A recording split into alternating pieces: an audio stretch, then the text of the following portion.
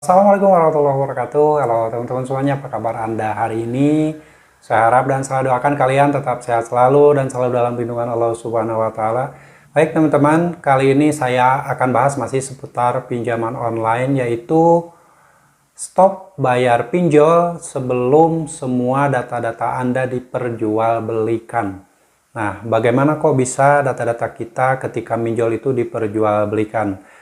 Ini berdasarkan yang sudah pernah saya lakukan dan pernah saya rasakan dulu sekitar 2 atau 3 tahun yang lalu, di mana data-data saya itu seolah-olah diperjualbelikan. Dalam arti diperjualbelikan ini ketika saya meminjam di satu pinjaman online. Kenapa data-data di pinjaman online itu bisa diperjualbelikan? Itu kemungkinan bisa saja terjadi. Seperti yang sudah pernah saya alami dulu sekitar tahun 2020 atau 2021, saat itu saya mengajukan pinjaman di satu perusahaan pinjaman online. Dan saat itu ketika saya melakukan pembayaran pertama di perusahaan pinjol tersebut, nama nomor virtual akunnya adalah nama perusahaan pinjolnya. Nah, karena saya lancar membayar, lalu dikasih lagi limit yang lebih besar, saya pinjam lagi, setelah itu saya bayar lagi, masih nomor virtual akun yang tertera itu nama perusahaan pinjolnya. Nah, setelah beberapa bulan, karena mungkin pembayaran saya lancar, selalu menjadi nasabah prioritas, saat itu saya mencoba kembali meminjam di perusahaan pinjol tersebut. Dan anehnya ketika pertama kali melakukan pembayaran, tiba-tiba nomor virtual akun yang dituju itu tidak sama persis seperti nomor virtual akun sebelum-sebelumnya. Dan ternyata pas dicek ketika melakukan pembayaran itu, nama nomor virtual akunnya udah berbeda, nama perusahaannya udah berbeda. Ini adalah perusahaan jasa transfer. Ini untuk pertama kalinya, setelah itu saya bayarkan saja. Dan setelah dihitung, ternyata perhitungan bunga dari cicilan yang saya bayarkan tersebut lebih besar dari sebelum-sebelumnya. Nah, saya dari situ nggak ngeh ya, istilahnya nggak nyadar ke situ kalau misalkan data-data saya itu ada dugaan dialihkan. Ada dugaan dialihkan. Nah, dari situ saya tetap membayar, dan ketika sudah lunas, saya minjam lagi waktu itu. Dan ketika melakukan pembayaran pertama, nomor virtual akunnya berbeda lagi, dan nama perusahaan yang ditujunya itu sudah tidak sama lagi seperti yang sebelum-sebelumnya. Jadi waktu itu seolah-olah data-data saya itu dialihkan, jadi sampai 3 kali berganti nama perusahaan yang ditujunya atau nama investornya ya istilahnya. Nah, dari situ saya menduga bahwa data-data saya tersebut mungkin saja diperjualbelikan, karena awalnya ketika saya meminjam uang di pinjol tersebut, nama nomor virtual akunnya, nama pinjolnya, lalu bunganya juga seperti yang diatur oleh otoritas jasa keuangan, yaitu sekitar 0,4% per harinya, dan tenor 30 hari itu 12%. Walaupun saat itu memang ada potongan administrasi sekitar 120 ribuan. Dan yang harus diwaspadai buat teman-teman semuanya, ketika kalian ingin meminjam uang di pinjaman online, dari awal kalian harus teliti dulu. Apakah ketika kalian meminjam uang di pinjol tersebut ada biaya layanan, ada biaya administrasi potongan di awal, ada biaya-biaya lain selain biaya bunga yang diterapkan di pinjol tersebut.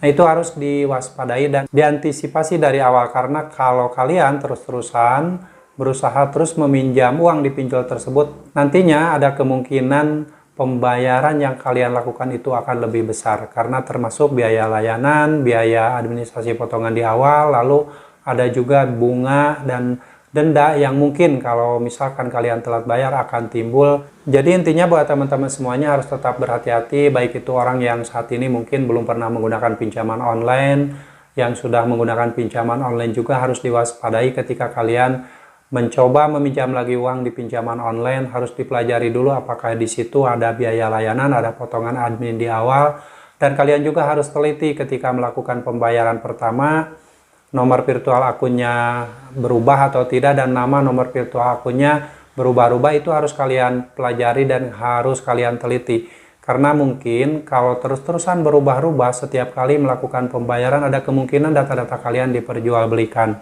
Dalam arti diperjualbelikan ini mungkin saja karena ingin berbagi keuntungan dengan perusahaan lain, si pinjol tersebut mencari investor lain, perusahaan jasa-jasa transfer, yang akhirnya bunga yang dibebankan kepada debiturnya akan lebih besar.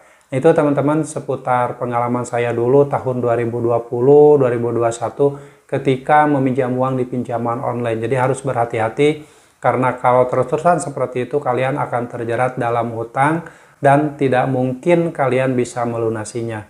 Karena persentase bunga terus bersambah, ganti lagi perusahaan investor yang ditujunya ketika melakukan pembayaran itu berubah lagi, bunganya lebih tinggi lagi. Kalau terus-terusan diikuti, kalian akan terjerat dalam sebuah hutang yang mungkin saja kedepannya akan semakin membesar. Dan buat teman-teman, untuk nasabah-nasabah yang saat ini baru pertama kali minjol, harus tetap ekstra hati-hati. Dan buat teman-teman yang belum pernah meminjam uang di pinjaman online juga, jangan coba-coba kalian meminjam uang di pinjaman online. Kalau misalkan kalian tidak tahu pinjaman online itu seperti apa, aturan utang piutangnya seperti apa, itu tidak boleh dilakukan peminjaman ketika kalian, walaupun betul-betul kalian membutuhkan uang, usahakan kalau ingin meminjam uang itu jangan di pinjaman online, karena banyak jebakan dan jeratan yang mungkin saja akan menghancurkan kehidupan kalian di kemudian hari. Jadi intinya buat teman-teman yang sudah terlanjur meminjam uang di pinjol, jangan terus-terusan mengikuti arahan-arahan dari debt collector pinjaman online dengan cara meminjam lagi di sini, diarahkan lagi ke investor ini, itu akan membahayakan kelangsungan kalian ke depannya. Sebaiknya kalau kalian sudah mengalami hal itu, stop pembayaran dan gagal bayarkan. Karena dengan stop pembayaran mungkin saja data-data kalian kan akan jelek, akan buruk, dan tidak akan bisa minjam lagi. Kalau misalkan kalian terus-terusan membayar di pinjaman online, data-data kalian itu kan tercatat bagus. Data-data kalian itu tercatat menjadi nasabah prioritas. Sehingga pinjaman online itu akan lebih mudah untuk mengalihkan data-data kalian, memperjualbelikan data-data kalian ke perusahaan lain, dan mereka bisa bagi hasil dari pembayaran kalian. Jadi seolah-olah istilahnya kalian itu dijadikan sapi perah oleh pinjaman online untuk setor ke pinjol, lalu data-data kalian dialihkan ke investor yang lain dengan persentase bunga lebih tinggi. Nah, itu akan sangat memberatkan kalian dan mungkin kalian akan terjerat dalam lingkaran hutang yang mungkin saja akan semakin besar. Jadi buat teman-teman sekali lagi berhati-hati, lebih baik stop bayar pinjol sekarang juga. Kalau misalkan kalian sudah tidak sanggup bayar, jangan memaksakan membayar dengan cara gali lubang, tutup lubang.